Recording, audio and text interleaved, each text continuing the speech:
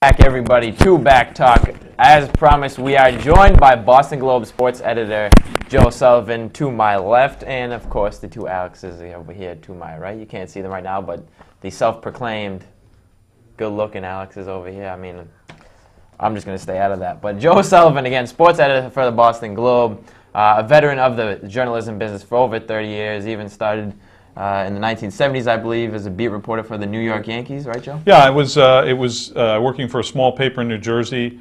The Daily Record, it was called. It was based in a town called Parsippany, New Jersey.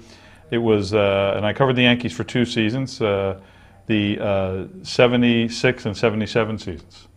And as it turned out, the Yankee franchise had been on hard times coming into that, and they won the pennant in 76.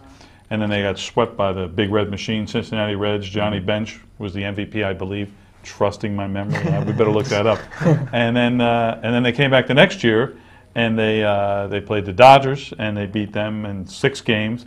And the 6th game was when Reggie Jackson hit the 3 home runs and won it, and it was a pretty famous game. And the Yankees were back. They hadn't won a pennant since the '60s, so it was a pretty remarkable time to be covering baseball. And it was George Steinbrenner, just the beginning of the late George Steinbrenner owning the Yankees, and they were quite a wild bunch of guys. It was called the Bronx Zoo, and there was a lot of great personalities in that team, and they were a great baseball team too. Definitely. So, of course, being Boston-based here, guys, we'll keep the Yankee talk to at least the minimum. But I went too far there, didn't I? One thing we will mention about a week or so ago, 2 weeks actually now, George Steinbrenner unfortunately did pass away at the age of 80 years old.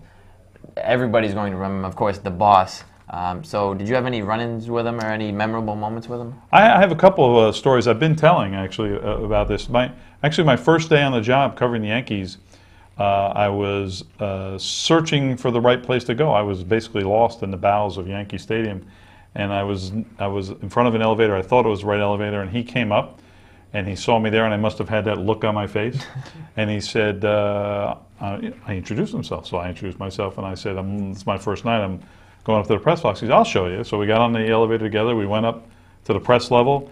Then he took me down and showed me his office, and it had that big blue rug with the Yankee insignia on it, just like you see on Seinfeld. All right, that one was fake. And then he showed me out to the press box and wished me good luck, which was, the nice side of him.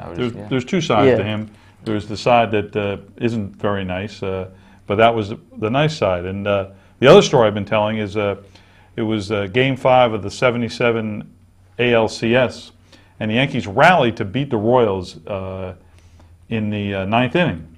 And we were in the locker room waiting for them to come off the field, and we were right near Billy Martin's office, and someone had put a bottle of champagne on the desk, and Billy Martin comes in, and he sees the bottle of champagne, and he grabs it, and he rips off the label, and then he pops it open, and he runs back out into the clubhouse. And right in front of him is George Steinbrenner, but his back's to him. So he runs up behind him, and he pours the champagne all over George Steinbrenner. And George Steinbrenner wheels around, and he's not happy. He's mad. He turns around, and it's Martin, and Martin goes, "That's for trying to fire me." And George Steinbrenner, I don't know about his sense of humor, like maybe he could have laughed about that, and instead he went, "If I want to fire you, I'll fire you." And he eventually did a couple times. Yeah, several times. They talk about one of the great love-hate relationships ever. And George Steinbrenner, known as a volatile person, but Billy Martin wasn't too steady either.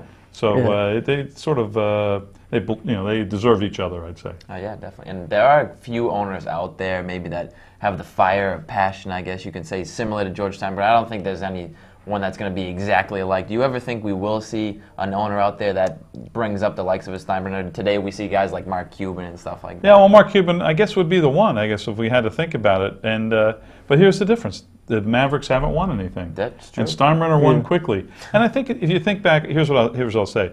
When free agency had just started, really, when Steinbrenner owned the Yankees, before that, players were bound to the teams for life, supposedly. True, and they had to go to the Supreme Court to get that overturned, and rightfully so. And he took advantage of the new situation in baseball. Well, now it's sort of an even playing field. Everyone knows that, so I guess it's harder to take advantage of. He was someone who was a trendsetter in that.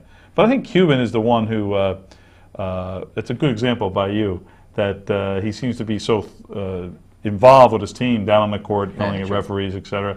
But I think he might be trying to buy the Texas Rangers too, Mark Cuban. So we could find him in baseball soon. Yeah. A couple years ago, we heard about maybe the Cubs. He's trying to. He wants to own the baseball George team. Steinbrenner. Yeah. He's got a lot of money to waste. Oh yes. I know you probably get this a lot, but what was it like going from writing for the Yankees to coming to Boston and covering the Red Sox?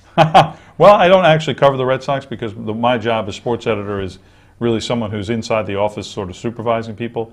But here's what I'll tell you.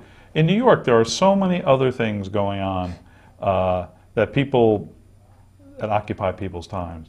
When things happen for the Red Sox, it seems like every day there's something about the Red Sox. You know, today Ellsbury played a game. Victor Martinez is going to catch tonight. And it just doesn't seem to get the same sort of ripple effect in New York because there's so many other things happening.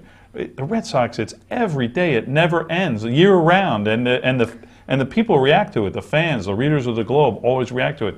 So I would say it's more intense here in Boston, that the interest in the Red Sox is probably higher per capita. Obviously, there's more people in New York. There's probably more Yankee fans than there are Red Sox fans. You guys don't mind me saying that. But the passion, I think, is higher here in Boston. The Yankee fans are kind of smug, and Red Sox fans really care about their team. Now, who are you really true loyal to out of the two teams? Neither, actually. If you want to go back to my childhood when I was your age and I actually rooted for teams, I don't do that anymore. My favorite team was the Mets. See, I go back to the '60s when I was a teenager and the Amazing Mets took place, and I adopted them as my team. So 1969 is the year for me because the Amazing Mets won the World Series, beating the Orioles in 5 games, and incredible. And I was there for one of them as a fan. And this is how good my seat was. I was sitting in fair territory in Shea Stadium, which is hard to do. But now moving along, obviously being the sports editor of a newspaper, times now definitely changing, moving from things like usually you go out and grab a newspaper. Now people, they can just sign on their computers, laptops, check out the computer or an article or blogging, whatever they choose there. What have been the challenges, really, of trying to keep a newspaper competitive and sell those? Yeah, it's been difficult. Circulation has dropped and advertising has dropped, and we don't make as much money as we used to. Our readership on the internet always rising. Advertising, selling on the internet always rising, but it's so much smaller than it is for the newspaper. People sometimes say to us, that's why people don't read, if they disagree with something we do or they're upset with us, they might say that's why people don't buy the Globe anymore, that's why people don't read the Globe anymore.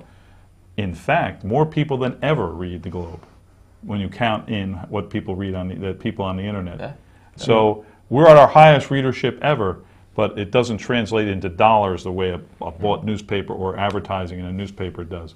So what our biggest problem, and I don't want to be too dull here, is just if I say changing the culture, it sounds sort of cliched, but what it is, we always thought about putting out a newspaper, and now we're more than that. We do put out a newspaper, but we're a website, and when you talk about it, they can click on anytime.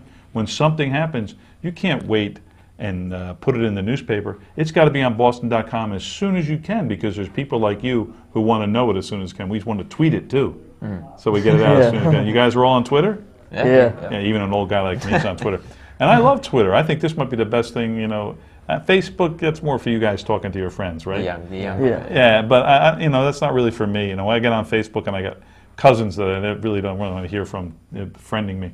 But Twitter, you follow who you want to follow, and then you get information from those people instantly. It's fascinating to me. And so, Adam Schefter from ESPN covers the NFL. He had something about Tom Brady this morning. Totally overrated story, by the way. And not as good as the Globe story on Sunday's paper. And but I knew about it right away because of Twitter. It's right there. And so I love Twitter. I'm really into that. So we have to tweet. We have to get involved in Facebook. Foursquare.